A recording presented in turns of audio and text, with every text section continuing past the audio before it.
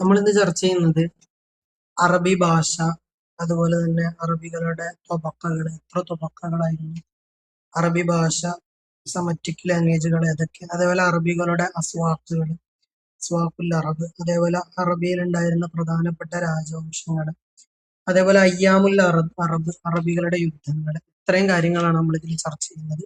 അപ്പൊ ആദ്യമായിട്ട് നമ്മൾ ചർച്ച ചെയ്യുന്നത് ഭാഷ. ആ ഭാഷയുടെ തഅരീഫ്, അതിന്റെ നിർവചനമാണ് ആദ്യം പറയുന്നത്. ഇബ്നു ജന്നി പറയുന്ന നിർവചനം അസ്വാത്തു യുഅബ്ബിറു ബിഹാ കുല്ലു ഖൗമിൻ അൻ അഗ്റാദിഹിം എന്നുള്ളതാണ്. ഏതൊരു ജനതയും അവരുടെ ആവശ്യങ്ങൾ പ്രകടിപ്പിക്കാൻ വേണ്ടി ഉപയോഗിക്കുന്ന ശബ്ദങ്ങൾക്കാണ് ഭാഷ എന്ന് പറയുന്നത്. മറ്റൊന്ന് ഇബ്നു ജന്നി നമുക്കറിയാം കിതാബുൽ ഖസായിസിന്റെ മുസന്നിഫാണ്. അതുപോലെ അബ്ദുൽ ഖാഹിറുൽ ജുർജാനിയുടെ തഅരീഫ് അദ്ദേഹം നിർവചിക്കുന്നത് നിളാമും മിനൽ അലാമാത്തിൽ മുതവാളിഅ അലൈഹ ഇഅ്തിബാതൻ തത്തസിമു ബിഖബൂലിഹാ ലിതജ്സീഇഹി വയത്തഖിദുഹാ അൽ ഫർദു വസീലഹു ലിത്തഅബീരി അൻ അഗ്റാദിഹി വലിലിത്തിസാലി ബിൽ ആഖരീൻ അൻ ത്വരീഖിൽ കലാം അവൽ കിതാബ എന്നുള്ള ദീർഘമായ ഒരു താരീഫാണ് അബ്ദുൽ ഖാഹിറുൽ ജുർജാനി, അസ്റാറുൽ ബലാഗ അതിന്റെയൊക്കെ മുസന്നിഫായ അബ്ദുൽ ഖാഹിറുൽ ജുർജാനി പറയുന്നത്. അടുത്തത് അറബികള് പ്രധാനമായിട്ടും അറബ് ഭാഷ എന്ന് പറയുന്നത് സമറ്റിക് ലാംഗ്വേജുകളുടെ കൂട്ടത്തിൽപ്പെട്ടതാണ്. അറബി ഭാഷ രണ്ട് രൂപത്തിലുണ്ടെന്ന് ഷുഅബ് ഖഹ്താന്, ഷുഅബ് അദ്നാന്. ഈ ഖഹ്താൻ എന്ന് പറയുന്ന ആളുകൾ അവർ ജീവിച്ചിരുന്നത് യമനിലാണ്. അദ്നാൻ അവർ താമസിച്ചിരുന്നത് ഹിജാസിലുമാണ്. ഇനി പ്രധാനമായിട്ടും അറബികൾ മൂന്ന് തൊബക്കകളാണ്. ഒന്ന് ബായിദ, രണ്ട് ആരിബ, മൂന്ന് മുസ്തഅരിബ. ബായിദ എന്ന് പറഞ്ഞാൽ അവരെ പറ്റിയുള്ള ചരിത്രപരമായിട്ടുള്ള രേഖകളില്ല, അവരുടെ ഒരു വിധ അവശിഷ്ടങ്ങളോ ഇന്ന് ബാക്കി നിൽക്കുന്നില്ല. ആദ്, സമൂദ്, ജുദൈസ് അങ്ങനെയുള്ള ഗോത്രങ്ങളാണ് ഈ ബായിദ, അവരെ നാമാവശേഷമായി പോയിട്ടുണ്ട്. രണ്ടാമത്തെ ഒരു വിഭാഗമാണ് ആരിബ. ആരിബ എന്ന് പറഞ്ഞാല് അവർ യമനീങ്ങളാണ്. യഅ്റൂബ് ബിൻ ഖഹ്താൻ, അതായത് തൗറാത്തില് യാറഹബിന് യഖ്താൻ എന്ന പേരിൽ അറിയപ്പെടുന്ന യഅ്റൂബ് ബിൻ ഖഹ്താൻ, അവരിലേക്ക് ചേർക്കപ്പെടുന്ന ഒരു വിഭാഗം ആളുകളാണ് ആരിബ. നമുക്ക് യഅ്റൂബ് ബിൻ ഖഹ്താൻ നമുക്കറിയാം, അദ്ദേഹമാണ് അബുൽ ലുഗത്തുൽ അറബിയ. മൂന്നാമത്തതാണ് മുസ്തഅരിബ, ബഹുമാനപ്പെട്ട ഇസ്മായിൽ നബി അലൈഹി സ്വലാത്തു വസ്സലാമിന്റെ സന്താന പരമ്പരയിൽപ്പെട്ട ആളുകൾ.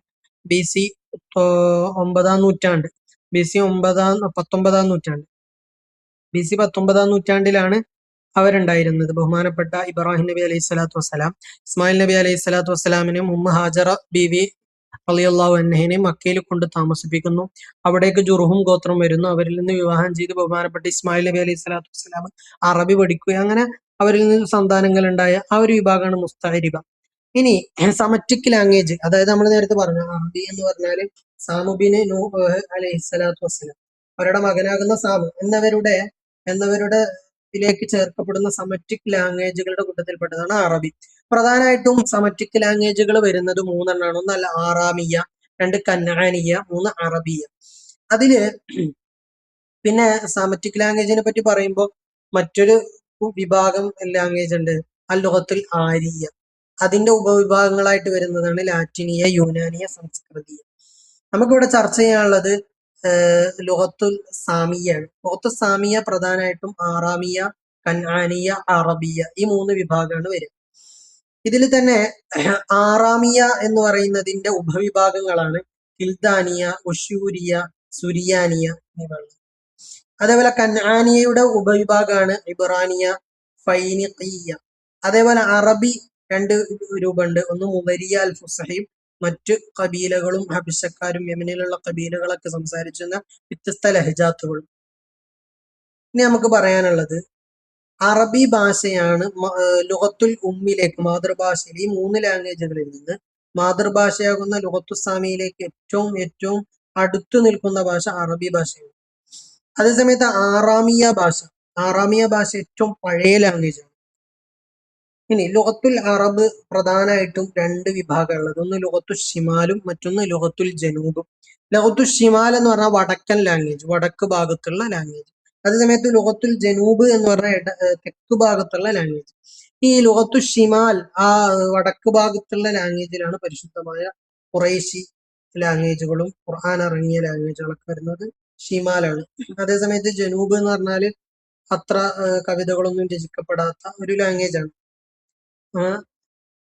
അപ്പൊ അങ്ങനെ ഇനി അബു അമ്രുബിന് അലാഹ് പറയുന്നുണ്ട്, ഒമാ ലിസാനു ഹമീരിൻ ബി ലിസാനിന വലാ ലുഗത്തുഹും ബി ലുഗത്തിന. അപ്പൊ അത് രണ്ടും വ്യത്യസ്തമായിരുന്നു എന്നുള്ളതാണ്. ഇനി നമുക്കിനി സംസാരിക്കാനുള്ളത് അസ്വാഖുൽ അറബ്, അറബികളുടെ ചന്തകളെ പറ്റിയാണ്. ഒന്ന് സൂഖ് ഉക്കാലാണ്, രണ്ട് സൂഖ് മജന്നയാണ്, മൂന്ന് ദുൽമജാസ് ആണ്. സൂഖ് ഉക്കാല സ്ഥിതി ചെയ്യുന്നത് തായിഫിന്റെയും നെഹലയുടെയും ഇടക്കാണ്. ഇത് തുടങ്ങുന്നത് ദുൽഖഅദ് 1 മുതൽ 20 വരെയാണ്. അതേസമയത്ത് സൂഖ് ദുൽമജാസ് അത് അറഫാത്തിന്റെ ബാക്കിലുള്ള മിനയിലാണ് അത് സംവിധാനിക്കപ്പെട്ടിട്ടുള്ളത്. അത് എംബോറിന്റെ അടുത്തായിട്ടാണ് അത് സ്ഥിതി ചെയ്യുന്നത്. അടുത്തതാണ് സൂഖുൽ മജന്ന, അത് മക്കയോട് അടുത്ത സ്ഥലത്താണ് സ്ഥിതി ചെയ്യുന്നത്. ഇനി പ്രധാനമായിട്ട് നമുക്ക് പറയാനുള്ളത് അറേബ്യൻ ഉപഭൂഖണ്ഡത്തിലെ പ്രധാനപ്പെട്ട രാജവംശങ്ങൾ. ഒന്ന് മംലക്കത്തുൽ മുനാദിറ, മംലക്കത്തുൽ ഖസാസന, മംലക്കത്തു കിന്ദ. ആദ്യത്തത് മംലക്കത്തു മനാദിറയാണ്. അതിന്റെ ആസിമത്ത് ഹിയറയാണ്. അതിന്റെ ആദ്യത്തെ രാജാവ് അമ്രുബിൻ അദിയുൽ ലഹ്മിയാണ്. അതിൽ പ്രധാനപ്പെട്ട രാജാവ് എന്ന് പറഞ്ഞാൽ മുന്തിറുബിൻ മഅ്സമാണ്, അതായത് സാഹിബ് യോമയിൽ ബുക്സ് ആണ്. ആഹുറുൽ മുനാദിറ, അവസാനത്തെ രാജാവ് നുഅ്മാനുബിൻ മുന്തിറാണ്. അദ്ദേഹം അബു ഖാബൂസ് എന്ന പേരിൽ അറിയപ്പെടുന്നുണ്ട്. ഇനി അവരുടെ കവികൾ, ആ കൊട്ടാരത്തിൽ ഉണ്ടായിരുന്ന കവി എന്ന് പറയുന്നത് നാബിഗത്തു ദുബിയാനിയാണ്. രണ്ടാമത്തെ വിഭാഗമാണ് ഖൊസാസന. ഖൊസാസന എന്ന് പറഞ്ഞാൽ മിൻ ഖബാഇലിൽ അസ്ദ് അൽ യമനി, യമനി ഗോത്രങ്ങളായ അസ്ദ് കബീലയിൽ പെട്ടതാണ്. അവര് ഖൊസാസനയിൽ ഇറങ്ങി താമസിക്കുകയും അങ്ങനെയാണ് ആ ദൗല സ്ഥാപിക്കപ്പെടുന്നത്. അതിന്റെ സംസ്ഥാപനം നടത്തുന്നത് ജഫനത്ത് ബിൻ അമ്ര ബിൻ മസീഖ എന്നുള്ളതാണ്, ആ വ്യക്തിയാണ്. അതുകൊണ്ട് തന്നെ ഈ ദൗലക്ക് ആലു ജഫന എന്ന പേരിലും ഇവർ അറിയപ്പെടുന്നുണ്ട്. ഇവരിൽ ഏറ്റവും പ്രധാനപ്പെട്ട ശക്തനായ ഭരണാധികാരി ഹാരിസ് ബിൻ ജബില്ല, അദ്ദേഹം ഹാരിസ് ബിൻ അബീശംബർ എന്ന പേരിലും അറിയപ്പെടുന്നുണ്ട്. അതുപോലെ ഇവരുടെ അവസാനത്തെ രാജാവ് എന്ന് പറഞ്ഞാല് ജിബില്ലത്ത് ബിൻ അൽ ഹൈഹമാണ്. അദ്ദേഹം ഉമർ ബിൻ ഖത്താബ് റളിയല്ലാഹുവിന്റെ കാലത്ത് ഇസ്ലാമിലേക്ക് വരുന്നുണ്ടെങ്കിലും പിന്നീട് അദ്ദേഹം മുർത്തദ്ദായി നസറാനി മതത്തിലേക്ക് പോകുന്നുണ്ട്. അവരിൽ ഏറ്റവും പ്രധാനപ്പെട്ട കവികൾ എന്ന് പറഞ്ഞാൽ ഹസ്സാൻ ബിൻ സാബിത്ത്, അൽഖബത്ത് ബിൻ ഫഹില്, മർക്കസുൽ അക്ബർ, നാബിഗത്തു ദുബിയാൻ, ഇവരൊക്കെയാണ് അവരുടെ പ്രധാനപ്പെട്ട കവികൾ. അടുത്ത മൂന്നാമത്തെ രാജവംശമാണ് മംലക്കത്തുൽ കിന്ദ. ഈ മംലക്കത്തു കിന്ദ അത് യമനി കബീലകളുടെ കൂട്ടത്തിൽപ്പെട്ടതാണ്.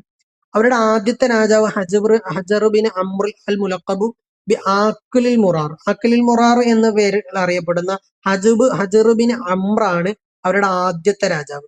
പിന്നെ അദ്ദേഹത്തിന്റെ മകൻ അമ്ര വരുന്നുണ്ട്. പിന്നെ അദ്ദേഹത്തിന്റെ മകൻ ഹാരിസ് ബിൻ അമ്ര ബിൻ ഹജർ വരുന്നുണ്ട്. അവരിൽ ഈ ഹാരിസ് ബിൻ അമ്ര ബിൻ ഹജറാണ് അവരുടെ ഏറ്റവും തലതൊട്ടപ്പനായ അറിയപ്പെട്ട രാജാവ് എന്ന് പറഞ്ഞാൽ. അദ്ദേഹത്തിന്റെ മകനായിട്ടാണ് ജുന്ദഹബിന് ഹജറുൽ കിന്ദി എന്ന് പറയുന്ന പേരക്കുട്ടിയായിട്ടാണ് ആര് വരുന്നത്, ഇമ്രുൽ കൈസ് വരുന്നത്. അദ്ദേഹത്തിനെ പറ്റി ശേഷം പറയുന്നത്. ഇനി അയ്യാമുൽ അറബ്, അറബികളുടെ ഇടയിൽ ഉണ്ടായിരുന്ന പ്രധാനപ്പെട്ട യുദ്ധങ്ങൾ നമുക്ക് പഠിക്കാനുള്ള 3 യുദ്ധങ്ങളാണ്.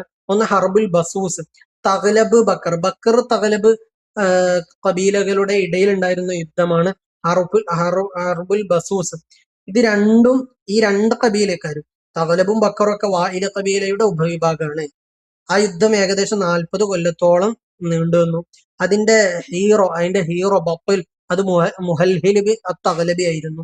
അതിൽ ആദ്യം കൊല ചെയ്യപ്പെട്ടത് കുലൈബാണ്, മുഹല്ലിലിന്റെ സഹോദരനാണ് കുലൈബ്. അതേപോലെ രണ്ടാമത്തെ യുദ്ധമാണ് ദാഹിസ് വൽ ഖബറ എന്ന് പറയുന്ന യുദ്ധം. അതിന് മറ്റൊരു പേരുണ്ട് ഹർബുസ് സിബാഖ്. ഇത് നടന്നത് അബ്സ് ദിബിയാൻ ഗോത്രങ്ങളുടെ ഇടയിലാണ്. ഇവരെ ഒത്തുഫാൻ ഗോത്രത്തിന്റെ ഉപവിഭാഗങ്ങളാണ്. ഈ യുദ്ധവും 40 കൊല്ലത്തോളം നീണ്ടുവന്നു. ഇതിന്റെ ഹീറോ ബത്തുൽ അൻതറത്ത് ബിൻ ഷദാദുൽ അബ്സി ആയിരുന്നു. പിന്നെ മൂന്നാമത്തെ ഒരു യുദ്ധമാണ് ഹർബു ഇഖാർ. അത് അറബികളും പേർഷ്യക്കാരും തമ്മിൽ ഉണ്ടായിരുന്ന യുദ്ധമാണ്.